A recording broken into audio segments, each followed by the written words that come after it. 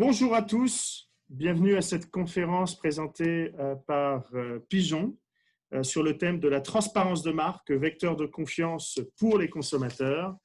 Ne pas faire preuve de transparence peut être lourd de conséquences. Un simple petit changement peut avoir un impact positif sur la confiance et la croissance des marques.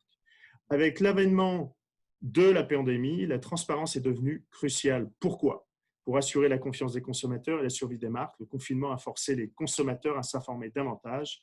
Ils sont devenus plus critiques et préoccupés. Ils sont majoritairement prêts à changer de marque s'ils en savent davantage sur vos façons de faire et vos valeurs. Plusieurs sont aussi prêts à payer plus pour une marque envers laquelle ils ont confiance. Des marques qui ont mis la transparence et le développement durable au centre de leur stratégie croient de 50% et plus vite que les autres aujourd'hui. Les motivations et le modèle de votre entreprise sont l'essence de votre storytelling.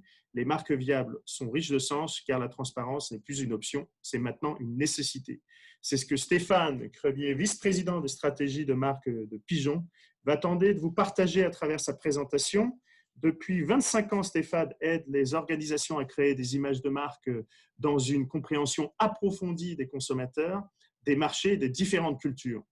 Il a occupé des postes de direction tant au niveau des clients qu'au niveau des agences, où il a dirigé des stratégies de marque et de développement, de positionnement pour de nombreuses entreprises, allant des petites startups aux futures marques challenger, en passant par les leaders nationaux. Sa curiosité, sa capacité d'analyse et d'innovation, ainsi que sa grande compréhension des enjeux et des opportunités lui ont permis de développer une expertise judicieuse qui se démarque au sein de Pigeon. Il a d'ailleurs contribué au succès des clients tels que Danone, Bridor ou Bonduelle, pour n'en citer que quelques-uns. Stéphane, je te laisse la parole.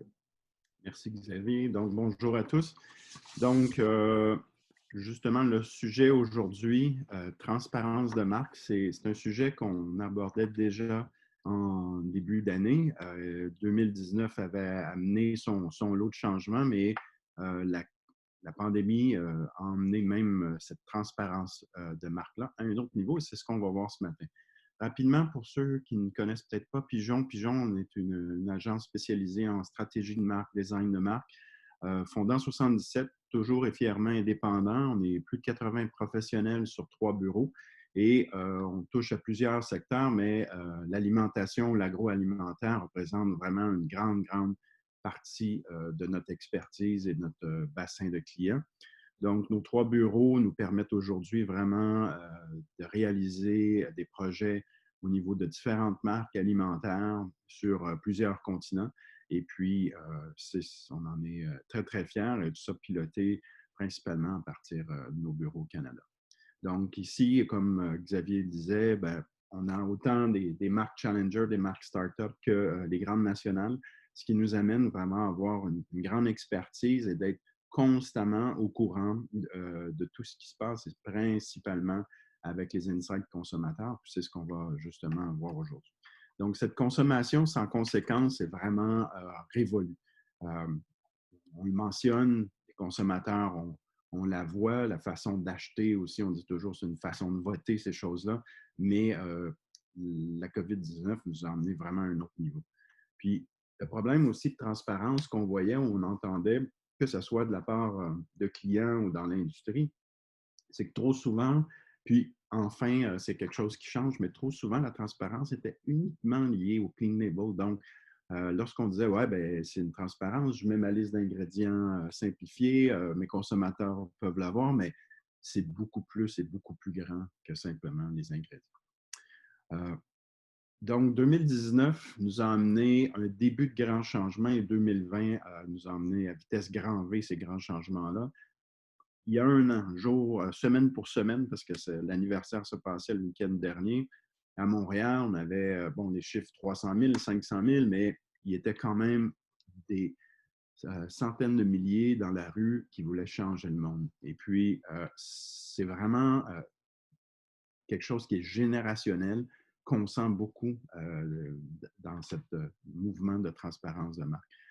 Donc, Greta Thunberg qui a été justement personnalité de l'année, la génération Z qui veut tout changer. Plusieurs articles ont été écrits là-dessus, que ce soit localement dans les affaires, l'actualité, Forbes, GQ ont même couvert. Donc, c'est un phénomène qui n'est plus juste local, mais qui est également planétaire. Et les médias sociaux et une certaine globalisation amenaient tout ça à cette époque. Est arrivé, bien entendu, comme on le sait, le mois de mars, donc le phénomène de la pandémie. Et puis là, nos habitudes ont vraiment été chamboulées là, du tout. Les façons de faire, les façons de distribuer, l'organisation aussi dans les magasins au niveau alimentaire, de l'offre alimentaire, les consommateurs aussi qui pouvaient consommer autant de façon irrationnelle que des fois on avait des stockages à pu finir. L'aspect de sécurité sanitaire arrivait dans tout ça. Donc, ces grands changements-là ont même amené déjà au mois de mai, on voyait plus une notion de déglobalisation, de désurbanisation. Donc, cette idée-là, puis on l'a vraiment vu, et c'est ce qui fait mal aux grandes villes, localement, qu'on parle de Montréal, qui n'arrive pas encore à relancer son centre-ville, mais cette idée-là que les gens sont allés sur les banlieues, sont allés le boom des chalets, on a pu vraiment vivre des choses où il y a un exode. Le télétravail a amené aussi une grande partie de la population à pouvoir justement aller ailleurs. Mais cette déglobalisation-là et cette désurbanisation-là nous a amené aussi sur le phénomène de local qui a été beaucoup véhiculé pendant la COVID. Et différentes aussi observations qu'on a faites, c'est dans tout ce phénomène-là, dans cette approche du changement-là, qu'est-ce qui nous a marqué? C'est qu'il y a 3/4 des consommateurs qui vont carrément s'en foutre si les marques disparaissent. Donc, on est dans une partie aussi, justement, la marque ne fait pas les bonnes choses, ne communique pas les bonnes choses. Donc, elle ne rejoint pas ce que les consommateurs veulent vraiment entendre et ce qu'ils veulent vraiment, eux, endosser comme achat, comme marque. Ben, ça ne leur dérange pas si la marque disparaît. Donc, pourquoi être transparent? Ben, tout simplement pour ne pas disparaître. Et justement, la COVID nous a déjà démontré que plusieurs marques ont eu des difficultés et celles qui n'ont peut-être pas été déjà en avant ou prêtes sont sur le bord ou ont carrément déjà disparu. Donc, au niveau du marketing, on est dans une ère aussi où cette écoute devient importante et l'écoute a même été amplifiée. La COVID nous a amené à amener beaucoup plus d'avoir de l'empathie envers les consommateurs, d'avoir cette idée aussi, cette préoccupation à les aider. L'agilité, si on n'est plus dans... On était déjà avant COVID, il fallait être dans un modèle très agile au niveau marketing. Bien, cette agilité-là, c'est juste amplifié, justement quand on parle de pouvoir s'adapter, tout ça. L'audace, le courage en font aussi partie des valeurs à avoir aujourd'hui au sein de justement notre philosophie d'entreprise, notre philosophie des équipes marketing et surtout la notion de collaboration, cette façon de travailler de façon collaborative devient encore plus importante pour justement ne pas tourner en rond, mais vraiment faire avancer les choses dans la bonne direction. Donc, bâtir une marque aujourd'hui, justement, elle se fait toujours en fonction de 4 critères. Les 4 choses qu'on a établies, c'est que elle se doit d'être authentique, donc véritable, d'avoir quelque chose de vrai à dire, d'avoir des choses qui vont au-delà justement du simple produit, mais en tant qu'entreprise, en tant que philosophie, qu'est-ce que vous avez d'authentique? Ça doit être significatif, donc on doit vraiment résonner auprès des consommateurs, on doit vraiment avoir quelque chose qui vient les rejoindre parce qu'il y a une réalité aujourd'hui, le consommateur à cause du mobile, peut magasiner en tout temps. Il est exposé par les médias sociaux à tellement d'informations qu'il peut faire les choix. Donc, si ce n'est pas significatif pour lui, ben, il ne vous jugera juste pas. Puis, en plus d'être significatif, il faut être différent. Si on est juste une autre marque qui offre encore la même chose, et ça, c'est quelque chose qui est présent depuis les années 80-90, cette notion de différenciation-là, mais elle est encore plus amplifiée. Puis, avec la COVID, on l'a vu, beaucoup de marques ont dû justement amener un niveau de plus de différenciation pour vraiment rester pertinente. Et au final, lorsqu'on bâtit la marque, justement, qu'est-ce qui fait qu'elle peut être déclinable avec toutes le multi-channel ou les multicanaux de communication? Comment je peux toujours m'assurer d'être reconnu d'un point de contact à l'autre? Dans cette ère aussi de bâtir la marque, ce qui nous a frappé également, c'est on parle justement d'authenticité. 92% des marketeurs pensent que la plupart du contenu créé pour leur marque résonne comme authentique. Mais les sondages démontrent, en Amérique du Nord, 51% des consommateurs pensent que moins de la moitié des marques créent vraiment un contenu authentique. Donc, il y a vraiment ici là, une grande, grande différence à considérer. Et puis, en plus, au Québec, ce qui est impressionnant comme données, mais près de 9 sur 10 des Québécois estiment que les changements doivent venir des marques et non pas venir des gouvernements ou des institutions. Donc, c'est vraiment aux marques de jouer ce rôle de leader-là au niveau du changement.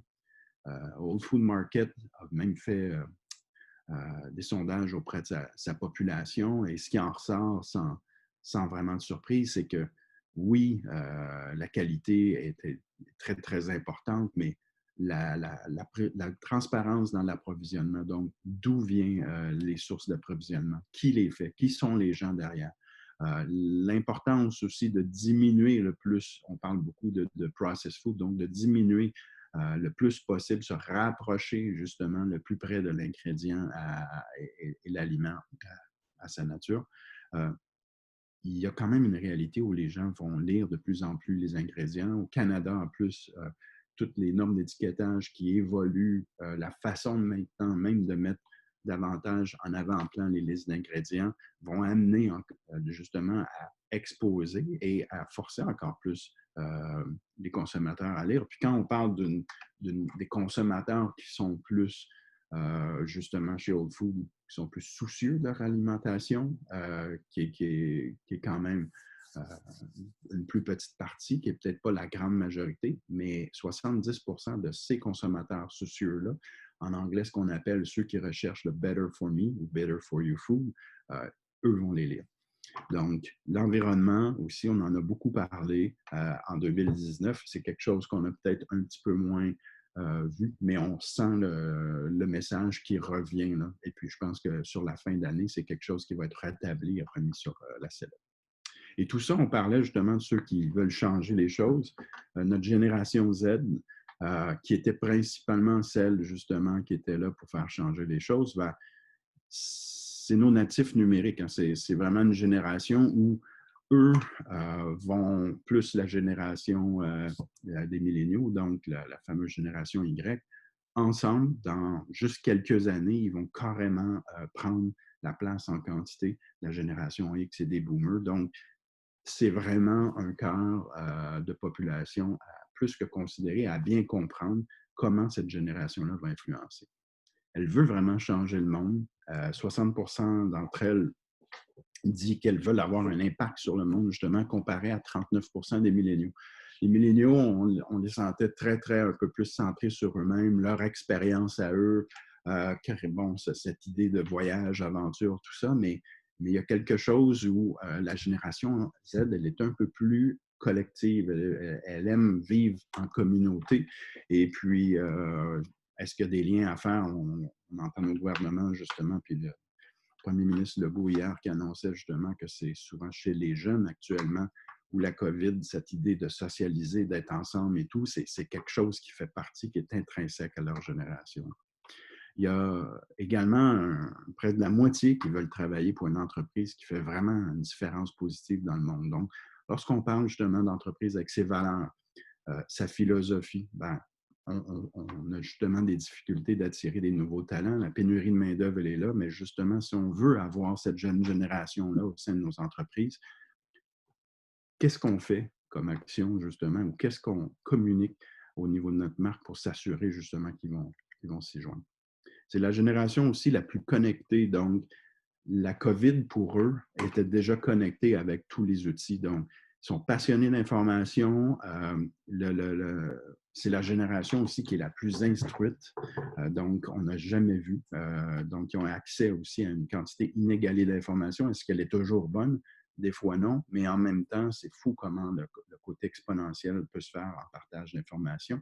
Et puis, on a près de la moitié qui est quand même né avec soit une tablette ou un appareil. Donc, pour eux, c'est tout à fait logique. C'est une extension de leurs mains et c'est l'outil principal avec lequel ils ont la relation avec peu importe les marques aujourd'hui, qu'elles soient alimentaires ou dans d'autres domaines. Puis, fait intéressant aussi, ce qui est bien comparé avec les milléniaux, c'est qu'on revient aussi à une génération qui préfère des produits cool. 60% d'entre eux vont vraiment préférer des produits cool, tandis que seulement 23% des milléniaux. Donc, cette notion de produit cool nous amène à se dire comment notre marque, qui est principalement en alimentation attachée et reliée à un produit, comment rendre justement nos produits plus attractifs pour eux. Et de l'autre côté, quand je vous parlais d'expérience tout à l'heure, c'est justement les milléniaux, eux, de leur côté, recherchent vraiment plus la notion d'expérience comparative aux nouveaux produits. Fait ici est donné, mais ce qui est intéressant de voir, c'est que quand on vient étudier aussi le phénomène au niveau des insights consommateurs, bien les comprendre, c'est que si on s'en va juste sur Tinder et on prend cette tranche des 18-25 ans-là, les changements climatiques et l'environnement sont en tête de liste de leur passion et ils cherchent des gens justement qui ont cette donnée-là comparativement aux Y qui se passionnent d'aventure. Justement, même jusqu'à Tinder, les Z mentionnent qu'ils veulent vouloir changer le monde. Leurs croyances fondamentales aussi sont super importantes. Quand je vous parlais de communauté tout à l'heure, cette idée de communauté, cette idée de changer le monde, parce que juste au niveau du changement, 50%, donc la moitié d'entre eux veulent le faire, comparativement à un quart des X et des plus vieux. Donc, il y a vraiment ici du simple au double entre deux générations, cette idée de vouloir faire changer les choses. Et ce qui nous amène aussi à bien voir qu'ils veulent principalement également à quelque part consommer des marques qui vont endosser leurs valeurs, des marques qui sont à leur propre image. Et c'est justement une génération qui cherche justement un peu plus d'informations sur qui vous êtes en tant qu'entreprise, qu'est-ce que vous faites dans le quotidien. Et le phénomène de la COVID aussi a amené à aller chercher des nouvelles informations que le consommateur ne cherchait peut-être pas auparavant. Je vous parle beaucoup des aides, mais pourquoi justement ils sont si importants ou bien comprendre ce phénomène-là avec ce qui se passe, c'est que toutes les générations vont être influencées par les aides. C'est vraiment une première génération où aussi on voit, ils influencent leurs parents dans le mode d'achat. Ils influencent sur la façon ou même qu'est-ce qu'on doit avoir dans le frigo ou non. Le phénomène aussi de l'alimentation à base végétale, donc le fameux plant-based qui a boomé, a été principalement forcé par toute cette jeune génération-là qui commence justement à grandir, à vieillir et à influencer. Puis l'influence se fait même à partir des enfants de 12, 14, 15 ans. Ils vont influencer aussi. Ils ont des relations beaucoup plus près. On voit que c'est une génération qui est plus près de ses grands-parents. Donc, les discussions qu'ils ont, des grands-parents aussi plus éduqués, des grands-parents également qui prennent davantage soin à eux. Donc, tout ça nous amène à voir la révolution alimentaire qu'on voit dans les dernières années et la grande évolution aussi au niveau autant des protéines végétales que de nouveautés, d'innovations de produits, une croissance aussi du vegan. Donc, c'est des phénomènes qui étaient très, très nichés qui vont devenir de plus en plus mainstream, principalement à cause de cette génération. Donc, la transparence n'est plus vraiment un choix. La transparence, c'est vraiment une nécessité. Cette nécessité-là, on voit aussi que 94% des gens sont portés à être plus fidèles envers ces marques qui vont avoir une complète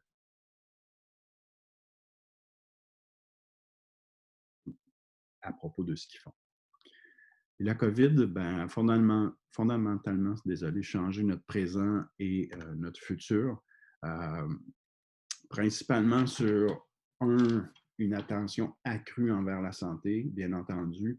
On parlait beaucoup de bien-être, mais bien-être personnel avant la COVID. Maintenant, le bien-être inclut aussi cette notion-là de salubrité, de côté sanitaire. Donc, on a emmené le bien-être à un autre niveau. Le bien-être aussi, c'est est-ce qu'on l'amène également au niveau santé, prendre soin de soi? Les gens ont pu documenter, beaucoup de lectures ont été faites aussi pendant la COVID. Donc, c'est quelque chose qui est vraiment en croissance. La modification des façons d'acheter, sans surprise pour personne, mais cette modification-là, l'achat en ligne qui a pris beaucoup plus de place, la façon d'acheter en magasin, nous, ce qu'on voit, et le grand défi aussi des marques, c'est qu'il fallait déjà se battre dans un espace tablette, dans une catégorie pour pouvoir être vu, pour se démarquer. Aujourd'hui, cette notion-là d'être vu, de capter l'attention est encore plus grande. Le consommateur passe moins de temps en magasin.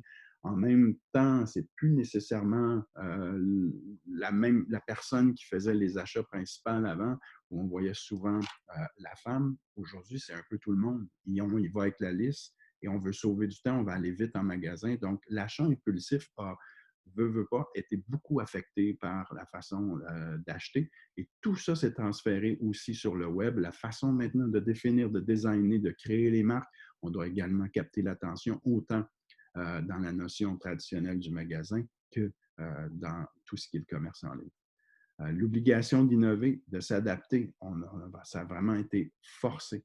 Mais cette notion-là aussi d'innover ou s'adapter, on voit qu'on peut déjà voir que ça va également forcer les entreprises, forcer les marques à innover, pas juste dans la façon de produire, mais aussi dans les valeurs, dans leur responsabilité sociale, leur responsabilité environnementale. C'est devenu tous des aspects à considérer qui sont au-delà juste des simples ingrédients et des recettes produits. Et puis, il y a le changement dans notre relation justement avec les marques. Vous allez le voir, c'est la marque aujourd'hui, justement, on s'attend, comme on le dit, 88% tout à l'heure, s'attendent que les marques fassent le changement. Donc, cette relation-là, c'est juste amplifié. On attend beaucoup plus d'empathie et d'écoute de la part des marques, donc pour leur faire confiance. Donc, plus que jamais, justement, cette confiance des consommateurs est devenue le plus important moteur d'achat. Donc, je vous invite même à vous poser la question, est-ce que vous communiquez les bonnes choses pour que les consommateurs vous fassent vraiment confiance? Est-ce que dans ce que vous communiquez aussi, vous avez justement mentionné les gestes, les façons, les améliorations, tout ce que vous avez fait pendant justement la COVID pour mieux les aider, pour prendre soin des consommateurs? Donc, sinon, la révision du modèle d'affaires vraiment est à considérer. Il y a 57% des Canadiens qui se tournent justement vers des marques connues en qui ils font confiance. Donc, c'est important ici de voir que pendant la COVID, la confiance devient très, très importante. Il y a 25% des consommateurs qui disent qu'ils paieraient même plus pour les produits en qui ils font confiance. Donc, c'est vraiment ici des données qu'on a pu recueillir pendant justement le cœur du confinement et de la COVID. 71% aussi des Canadiens disent qu'ils vont perdre définitivement confiance dans les marques si elles mettent de l'avant leur profit personnel avant justement les actions qu'elles vont poser envers la communauté, donc envers eux. On a vu même en début de pandémie des publicités de marques qui ont été rapidement justement retirées des ondes à cause que la réaction des consommateurs sur les médias sociaux de ces marques-là ont carrément, justement, été super négatifs de dire « Hey, vous voulez profiter de nous, vous voulez profiter de la situation et non pas nous aider. » Donc, c'est des choses très, très importantes à considérer. Donc, ce que vous faites va vraiment construire une loyauté envers votre marque et non pas ce que vous dites. Donc, il faut vraiment avoir des preuves, il faut vraiment démontrer ce qu'on fait. Et puis, une grande majorité, là, près de 85% des consommateurs souhaitent vraiment que les marques utilisent leurs canaux médiatiques et pour créer ce sentiment de communauté, de soutien social là. Donc, on arrive justement où vous voyez cette transparence vient beaucoup plus forte et beaucoup plus au-delà des ingrédients. Donc, la grande opportunité, c'est que le changement de dynamique de marché, justement, nous permet d'amener cette transparence-là à un autre niveau, puis voir comment il faut aider la population à relever justement ces défis-là. On a justement, au cours justement des différents mandats qu'on fait, des observations que l'on a fait là, vraiment depuis le début d'année, il y a 9 grandes actions qu'on propose de prendre qui permettent justement d'amener cette transparence-là à un autre niveau. La première, qui est la base, c'est vraiment d'exprimer haut et fort vos valeurs, vos convictions. Donc, on voit que justement dans les marques qui croient beaucoup, les marques justement qui ont mis la transparence au cœur de leur stratégie, surtout chez des nouvelles entreprises, on parlait tantôt d'alimentation végétale, tout ça, ce sont tous des entreprises où souvent l'entrepreneur va parler. On connaît justement qui est au cœur de l'entreprise. On a des noms, on a même des prénoms, on a des gens impliqués. Donc, c'est cette idée-là de beaucoup plus social, beaucoup plus communautaire qu'on peut avoir en relation avec une marque. Donc, d'exprimer haut et fort ses valeurs, ben, c'est d'informer, mais surtout d'inspirer et d'engager le consommateur. Donc, cette action-là permet de jouer ce rôle. Deux, surtout faire preuve d'honnêteté, d'intégrité, justement. Si on communique quelque chose ou on veut cacher quelque chose, le consommateur, à un moment donné, va poser des questions, va finir par trouver quelque chose, ou s'il n'y a pas de réponse, ben, il peut facilement justement tomber en mode négatif. Et c'est quelque chose, justement, qu'on peut éviter. Donc, il faut assurer un leadership là-dessus. Justement, cette honnêteté-là nous permet d'informer, d'aider, encore une fois, d'engager. Mais aussi, ce qu'on voit, c'est que c'est normal aussi de ne pas être parfait. Beaucoup de marques alimentaires en Californie qui se sont engagées justement dans cette notion-là de dire hey, nous, on veut faire changer les choses au niveau autant environnemental, ingrédients, tout ça. Mais ils l'avouent justement qu'on est honnête, on commence par un pas, on n'a peut-être pas la perfection, mais au moins elle est communiquée.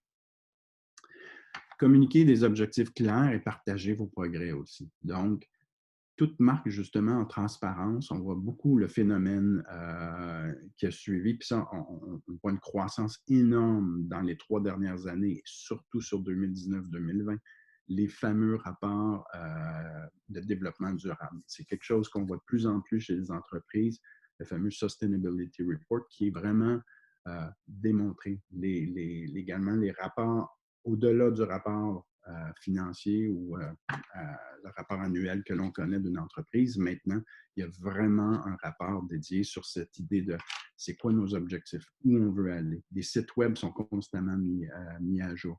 On partage les progrès. Si on n'atteint pas notre cible, on le dit aussi dans notre notion d'honnêteté. Donc, encore là, informer, valoriser, engager. Ce qu'on a vu aussi beaucoup, qui s'est amplifié avec la COVID-19, la pandémie, c'est de former des alliances, mettre en commun les ressources. On a vu justement plusieurs entreprises se mettre ensemble pour s'aider dans la distribution, plus nécessairement se voir comme des compétiteurs. Et ça, chez les jeunes entrepreneurs, surtout au Québec, on le voit, de travailler ensemble, cette idée de communauté qu'on parlait tantôt, elle est très, très forte. Et cette nouvelle génération-là aussi de marques et d'entreprises a amené ça. Donc, que ce soit dans les modèles de distribution en ligne, que ce soit des fois entreprises dans un même secteur où on s'assemble pour justement réduire nos coûts de distribution. Donc, cette idée-là de mettre les ressources en commun, même les ressources des fois au niveau du sourcing d'ingrédients, pour se permettre des fois des choses. Donc, tout ça va permettre encore d'inspirer ou faciliter même la vie des consommateurs, surtout donner de la valeur à la marque. Partager ce qui se passe aussi en coulisses. Les consommateurs sont friands d'informations, ils veulent justement savoir ce qui se passe. Donc, lorsque vous faites des actions, ce qui se passe justement à l'usine, ce qui se passe à l'arrière-plan, ce qui se passe dans les labos. Donc, cette idée de partager ce qu'on fait, de communiquer qu'on est justement en train de changer les choses. On n'a peut-être pas la perfection, mais on le communique. À quelque part, cette idée de ce qui se passe en coulisses, le phénomène du Black Lives Matter, qu'on l'a vu, il y a plusieurs marques qui ont dû même changer de nom avec appropriation culturelle, mais elles n'ont pas nécessairement entendu ou ne se sont pas cachées. À un moment donné, OK, on prend action et on a dit justement ce qui se passe en coulisses. On est en train de travailler, éventuellement, on va changer de nom. On a vu Uncle Ben la semaine passée qui est arrivé en disant, ben voici notre nouveau nom, vous l'avez annoncé en avril-mai, voici maintenant le premier pas avec le nouveau nom. Et éventuellement, ils viennent de nous dire, ben tout ça va juste prendre forme en 2021, mais ils nous informent déjà de ce qu'ils sont en train de faire. L'erreur est humaine, rien n'est parfait, soyez ouverts. Les consommateurs font vraiment confiance envers une marque. Quand la confiance elle est là, ils pardonnent. Donc, on se demande toujours, juste dans le phénomène des grandes marques cellulaires et des devices de ce monde comme Apple, c'est peut-être pas nécessairement le meilleur appareil quand on parle à des pros de la technologie, mais de l'autre côté, ces consommateurs sont tellement fans qu'ils sont prêts à leur faire confiance et sont prêts s'il y a une erreur, ils sont prêts à pardonner. Donc, cette idée-là d'informer, d'engager, elle est super importante et ça rend justement ce côté humain-là, ce côté de l'empathie que je parlais tantôt.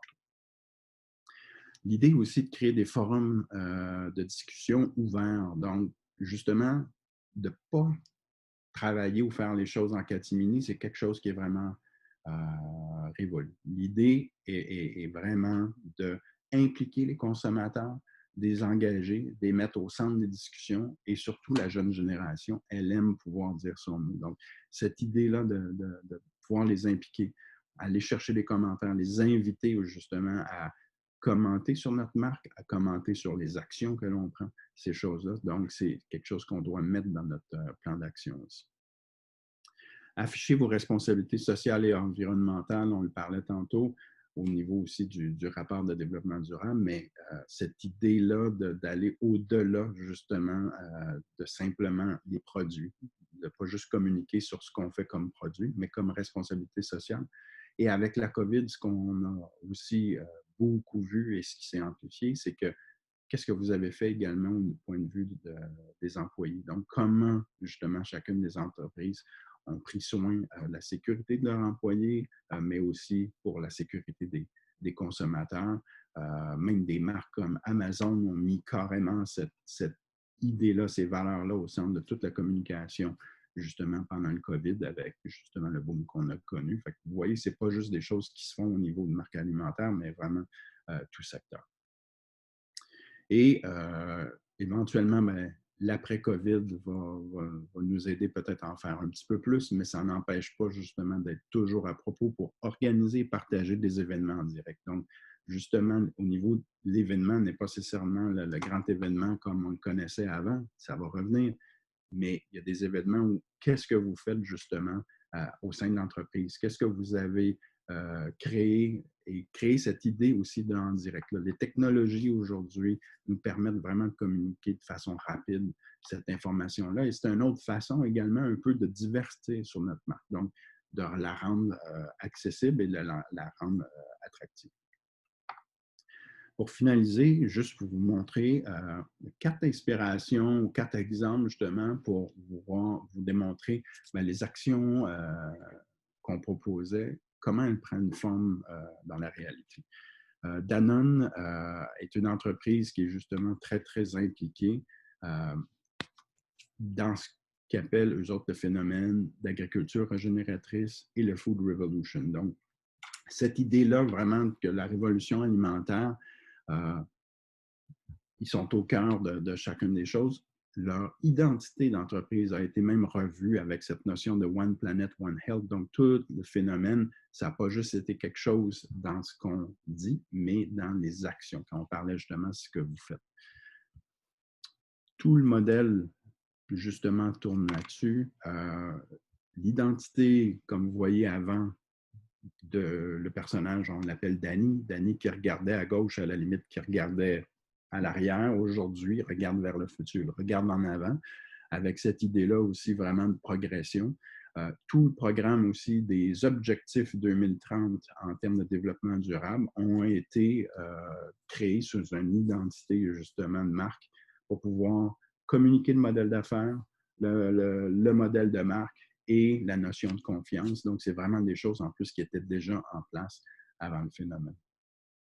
Toute une charte aussi au niveau de leur phénomène, de leur programme, qui est en lien également avec tous les objectifs de l'ONU. Donc, chacune des choses aussi est en lien avec cette notion de globalisation, d'avoir une meilleure planète. Beaucoup d'informations ont été faites. Quand on parle de transparence, de communiquer, les objectifs ont été là. On mentionnait que justement tous les contrats de travail des 100 000 salariés sont sécurisés jusqu'au 30 juin. Donc, en pleine COVID, on communiquait, on rassurait l'industrie. Donc, et Danone a toujours continué d'informer. Toute cette notion-là aussi de voter pour le monde. Vous voyez, tout le phénomène, la communication d'entreprise a été tournée dans cette notion-là aussi d'amélioration, de régénération de l'agriculture et de l'alimentation. Un plan d'investissement a aussi été mis. Et puis, pour la haute direction, justement, de Danone, eux, justement, le post-COVID, c'est des gros facteurs. Tout ce qui est l'agriculture, le packaging, la digitalisation va vraiment être au cœur, justement, des changements climatiques et de l'amélioration. Donc, pour eux, c'est quelque chose qui devrait juste prendre de l'ampleur. Lorsqu'ils ont lancé leur marque de yogourt, justement, 100% naturel, sans sucre, c'est allé aussi au-delà. Pourquoi Danone? Ils ont communiqué sur d'où vient la source. Le lait, principalement de cette gamme de yogourt, vient d'un petit réseau de fermes au Saguenay-Lac-Saint-Jean, produit par Nutrinor Coopérative, qui est un des seuls laits qui a la possibilité justement d'être traçable, de répondre à des critères très précis que Danone a voulu communiquer. Justement, chaque ingrédient, à quoi sert chaque ingrédient? Donc, c'est une autre façon aussi de dire, voici, on met de la vraie purée de fruits, on met un concentré de jus de citron pour préserver les saveurs, etc. Rendre aussi tout ça dans un langage consommateur accessible. Ne pas avoir accessible, pas avoir un langage technique. C'est là que l'iconographie vient vraiment aider aussi à connecter, décoder et à mieux comprendre des fois l'information. On est beaucoup dans une ère de visual reading, donc cette idée-là de lecture plus visuelle, comment prendre nos messages clés et les rendre de façon plus accessible, plus intéressant et plus justement plaisant à lire. Et toute cette communication-là a été également simplifiée dans le design des emballages où on mentionne que pour chaque petit contenant acheté, il y a une donation au Club des petits déjeuners, d'où viennent les fruits, d'où vient le lait. Donc, chacun des messages clés ont également été schématisés là, sur l'ensemble des packaging jusqu'à justement la notion de sourcing, donc d'où viennent les ingrédients. Prana, qui est également une entreprise qui est en pleine croissance au Québec, ils ont vraiment mis toute cette transparence-là, eux, au cœur de leur communication. Donc, autant au niveau, oui, web, mais lorsqu'on fait partie de leur newsletter, de leurs fans, abonnés et tout, on a toujours des informations qui viennent nous aider. Le message est clair chez Prana. Nous souhaitons que notre entreprise ait un impact positif sur les gens et sur la planète. On parlait de changer le monde. Ben, c'est ça. La nouvelle génération, la génération Z et même ici les Y vont endosser une marque qui clairement dit, mais en même temps, de quelle façon ils le font. Tous les messages de cette idée de faire changer les choses passent sous ce qu'ils ont créé, le snacktivisme. Donc, cette notion-là, on n'est pas juste des activistes, on est des activistes de la collation, d'essayer d'amener notre planète et rejoindre le mouvement. Donc, toute une communication a également été créée à travers justement ce qu'ils font. Dans les actualités, quand on parlait tantôt de communiquer des événements, ce que vous faites, ce que vous réalisez, ou à l'interne, on a amélioré des choses, on est devenu B Corp, on plante des arbres une telle journée, les employés ont fait une corvée. Donc, c'est toutes des choses qu'on peut même suivre qui vont vraiment au-delà de simplement les produits. Les employés sont vraiment mis au cœur de leur fierté de marque, de leur réalisation. On les voit, ils sont même tous nommés. C'est une des seules entreprises. Nous, on n'a pas peur de se faire voler nos employés. L'entièreté des employés est là avec leur rôle. Tout le monde à l'usine, au bureau, partout. Donc, c'est vraiment cette idée de créer une communauté. C'est un très bel exemple de ça. Une autre marque du côté États-Unis, justement, où 1 degree, cette idée de 1 degré, on est à 1 degré des producteurs. Cette marque-là s'est positionnée de cette façon-là. Et tous les ingrédients viennent de fermiers qu'on connaît. Donc, cette affirmation est même au centre de leur packaging et de leur marque. Donc, cette idée-là, toute la création a été tournée. On a un fameux code QR sur la traçabilité des produits. Bien, il n'est pas caché en arrière, il est en avant. On vient justement en toute honnêteté et transparence afficher clairement ce que le consommateur veut chercher rapidement. On parle justement de Total Food Transparency. Donc, tout est mis de l'avant sur justement leur plateforme en ligne, leur plateforme de médias sociaux. On peut scanner, on peut savoir. Les packaging nous racontent cette histoire-là. C'est l'histoire d'une famille qui a voulu justement savoir d'où viennent justement les ingrédients, d'amener cette transparence-là vraiment au cœur. Tout a été fait. On a même un code de source qui est pour chacune des batchs de produits. Donc, on est justement significatif ou pertinent dans toutes les actions que l'on fait. Et justement, chacun des producteurs d'ingrédients est mis de l'avant. Et puis, on peut même aller cliquer, en savoir plus où se trouve la ferme, qu'elle soit en Amérique du Sud, en Amérique centrale, aux États-Unis, etc. Bien, on sait d'où viennent et quelles sont les valeurs aussi de chacun de ces producteurs-là avec qui ils ont voulu s'associer. Et un autre exemple de marque qui a justement été nommé comme meilleur exemple de marque de transparence en 2019 est Oatly, les laits d'avoine qui sont en forte progression. Justement, récemment, pendant la COVID, on a même entendu des investissements maintenant de Oprah au sein de cette marque-là aux États-Unis. C'est une marque suédoise qui existe depuis les années 90, mais qui a carrément, il y a 3 ans, refait ce positionnement-là de dire, OK, comment on peut amener vraiment toute notre transparence et dire que, dans le fond, on est quelque chose qui est justement plus humain. Donc, toute cette idée que pourquoi passer par, on pourrait avoir le débat sur le lait, mais toute leur communication est vraiment faite de façon de fun. Le panneau arrière, ils l'appellent the boring side, mais le very important side. Donc, cette idée-là dans la tonalité, dans les mots, l'iconographie qui vient aussi aider à lire les messages, la façon de voir le process. Ce n'est pas juste un process, c'est le Oatly process, the Oatly way, de mettre vraiment la marque, le nom de marque au centre de chacun des messages. On parlait tantôt de rapport justement de développement durable. Ici, c'est un exemple pour vous dire de voici ce qu'on en a fait. Et si on regarde même la couverture de celui qui était en 2018, bien, slightly worse than last year, c'est-à-dire, oups, on n'a pas tout à fait atteint nos objectifs, mais on est encore transparent avec vous. Et on peut même le rapport sur le site Internet, on a les personnes avec leurs prénoms, si on veut leur écrire, poser des questions. Elles sont là, elles sont disponibles, on a leurs photos, leurs images, donc on peut vraiment communiquer avec des vraies personnes responsables de tout ce qui est développement durable chez cette marque-là. Puis dans sa tonalité, quand on parle de transparence, même, c'est une autre façon de faire la publicité. Ils vont même dire merci à une bannière de dire « Hey, vous nous avez mis dans vos magasins, merci beaucoup ». Donc, c'est des façons vraiment différentes pour attirer l'attention, pour ce que les gens pensent à l'intérieur, ben nous, on le dit pour de vrai. Ici, c'est un message qui s'adressait carrément aux baristas dans une zone où il y a beaucoup de café pour justement dire « Hey, comment capter ton attention ?» Et c'est des campagnes qui ont vraiment eu beaucoup de succès. Donc, en résumé, pour finaliser, l'évolution justement des besoins a beaucoup, beaucoup changé. On parlait vraiment de besoins fonctionnels, ce que le produit procure il y a plusieurs années. On est passé aux besoins personnels, comment la marque peut améliorer ma qualité de vie. Donc, on parlait beaucoup au niveau des positionnements, comment je peux jouer sur l'émotionnel, le physique, l'intellectuel et le social. Mais aujourd'hui, on vient à une ère justement de ces besoins collectifs-là. La COVID a même amplifié cette notion de besoin collectif. Donc, comment votre marque joue un rôle dans notre société aujourd'hui? C'est quoi justement les résultats que vous avez, autant au niveau économique, au niveau de la communauté, au niveau de l'environnement, de l'éthique, et même jusqu'au lieu de travail. Donc, comment vous amenez tout ça?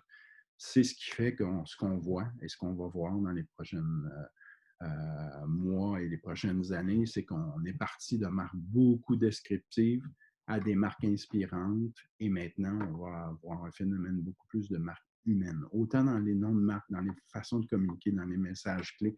Donc, encore cette idée de comment mettre les consommateurs au centre de justement ce qu'ils recherchent, ce qu'ils veulent, et c'est de cette façon-là qu'ils vont décider, eux, de dire si votre marque elle est bonne ou non pour eux, et non pas d'essayer de leur pousser quelque chose. Donc, l'ère de pousser les choses est vraiment révolue. On passe vraiment à une ère où c'est le consommateur qui prend ses décisions. Donc, cette marque est meilleure pour vous, cette marque est meilleure pour moi, et cette marque est meilleure pour nous dans cette idée de valeur collective. Elle doit faire partie de votre storytelling pour créer cet engagement et cette confiance. Merci beaucoup. Merci Stéphane, c'était évidemment comme d'habitude très enrichissant ça. Évidemment, nous en tant que génération X, on a tendance à dire qu'en effet, nos enfants sont en train de nous mener un petit peu par la baguette. C'est le cas de Mhm. Génération Y. C'est vrai qu'on essaie de les soutenir dans leur approche d'ailleurs. Hein. On les soutient dans leur approche plutôt environnementale, le fait d'avoir des discussions très ouvertes d'ailleurs. Ouais. C'est intéressant. On n'avait pas forcément ce genre d'échange avec nos parents, mais aujourd'hui, quand ils assument, quand ils ne veulent pas, je dirais, une de nos valeurs, etc., ils n'hésitent pas à le dire et même à essayer de nous faire changer nos comportements. Donc, c'est ça qui est intéressant. Alors, je n'ai pas de questions. J'ai des très bons commentaires, en tout cas, de plusieurs personnes sur le panel. On avait à peu près une cinquantaine de personnes qui étaient connectées. Encore une fois, est-ce que vous avez des questions pour Stéphane, s'il vous plaît, avant qu'on arrête cette conférence? Moi, si j'en ai une aujourd'hui, je regarde un petit peu mes notes. Parce que je vois que tu es passé à travers 9 différentes règles dans la transparence. Oui. Est-ce que beaucoup d'entreprises aujourd'hui sont conscientes que la transparence, c'est maintenant un dénominateur de succès, ou il y en a encore qui sont dans, je dirais, l'entre-deux en disant faut dire des choses mais pas tout. Est-ce que vous avez des difficultés dans votre approche parfois à faire passer des messages? Sans nommer évidemment les entreprises, mais est-ce que c'est quelque chose de difficile encore? Ben, je dirais qu'en effet, deux phénomènes. C'est ce phénomène aussi, cette idée de transparence. Tu sais, on dit c'est la marque, c'est son rôle sur sa société, mais la première société auquel elle est ou auquel elle fait face, c'est l'entreprise en soi. Donc, tous les employés sont la première communauté justement de cette transparence-là. Et lorsque la volonté de faire les changements viennent de la haute direction et aussi de la base, donc c'est vraiment tout le monde dans une entreprise. Ce n'est pas une question de taille, mais c'est vraiment une question de philosophie qu'on voit. Donc, il y a des startups, des fois, qui sont orientés trop produits. Justement, ils ont je ne veux pas être méchant en disant que leur cerveau est orienté très fonctionnel au niveau du produit, mais oui, mais à l'autre niveau, c'est pour quelles raisons vous faites ça? Donc, ce n'est pas juste vrai de dire on va améliorer la santé des consommateurs. Il y a probablement d'autres raisons.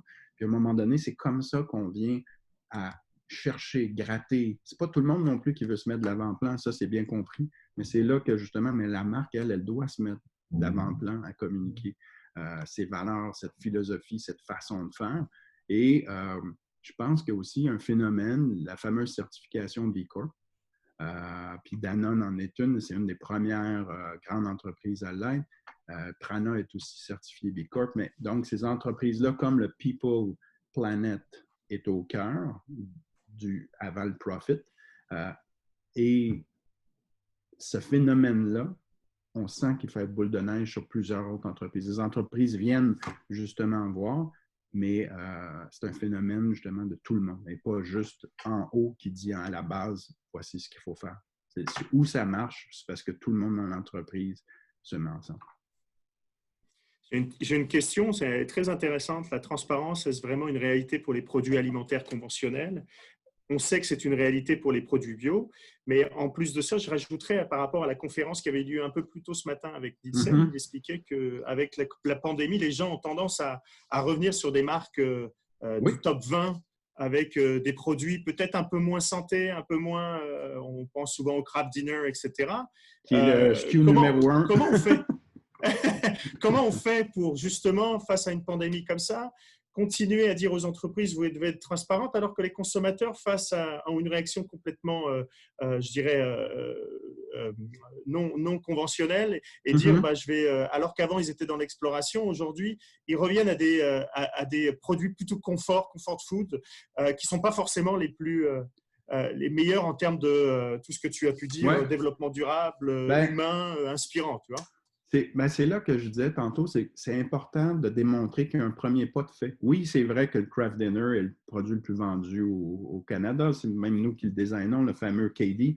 Et puis, c'est toujours fou de voir ce qu'il y en est, mais un bel exemple qui a été fait, si on prend juste Maple Leaf. Maple Leaf Food ont pris le choix, justement, cette idée de transparence-là en 2018-2019 et ont vraiment mis de l'avant d'être la première entreprise à être carboneutre au niveau justement industriel de la grande alimentation.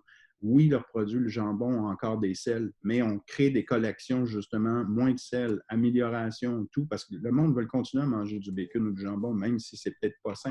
On est dans une ère aussi où les gens veulent se faire plaisir tout en ayant ce côté très rationnel de faire attention. On fait attention, il y a plusieurs conférences qui l'ont montré, on fait attention du lundi au jeudi, le vendredi, on se laisse aller, le samedi, c'est le plaisir, le dimanche, on prend conscience, on devient coupable, puis le lundi, on recommence. Donc, cet équilibre-là est nécessaire, je pense, mais ça n'empêche pas l'entreprise, justement, de vouloir améliorer. Même dans la façon conventionnelle de faire des produits, il y a des valeurs, des choses, il y a plein de données au niveau de leur philosophie que les consommateurs vont plus connecter qu'avec, justement, un simple produit.